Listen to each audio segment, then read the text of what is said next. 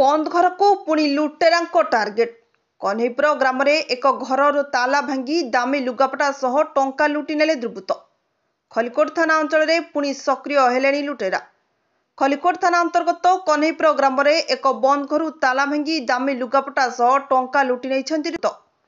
कन्हैपुर grammar पवित्र मोहन दास बाहर काम करुवा बेले तांको पत्नी रत्नमंजरी घरे एकाकी रहुथिले।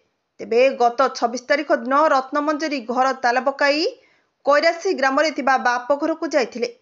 आज दिन 11टा समय से घर को फेरी देखला बेलू घर ताला भंगा जाइथिबा बेले घर भितर आलमारी और पेड़ी खोला होई पड़िछि एवं सेथिरे थिबा दामी लुगापट्टा और टंका सह विभिन्न आसबाब पत्र चोरी होइतिबा जानिबाकु पाइथिले।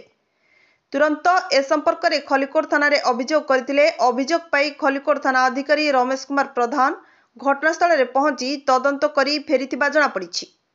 रत्नमंजरी दास कन्हैपुर चोरी हर 11:05 को देखिली आइला आड़ू गाँव बिलू जाइली।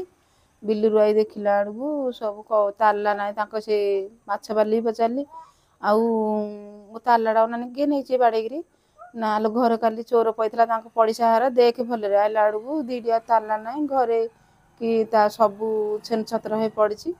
मुझे बाड़े भी कांदिले मो घर सामान किसी ना देखला आड़ू पेड़ी भीतर पेड़ी जगह सामान पितल सामान पूजा सामान थोड़ी सारुटे श्राद्ध करने थाली 2टा आउ गरा हंडा आउ खायार थाली ताटिया ग्लास आ गोटे स्टील गोटे जगटे पेड़ू जाइए आलमरा 20 खंड लुगुआ 5 खंड लुंगी गोटे संबलपुरी शाढ़ी आउ साया 20टा आउ ये सुना जिनस नाला टंका गोटे 50 टंका थाक 100टा 5 टंका 5टा 7,500 जाइए। नाई रात्रि नथिले मु परदिन पळैथिली गाँ को गाँ रु आज आइली मु आज आसी देखले 11:05 देखला सब कबाड़ा कट्टा हो मु क्या सन्देह कर।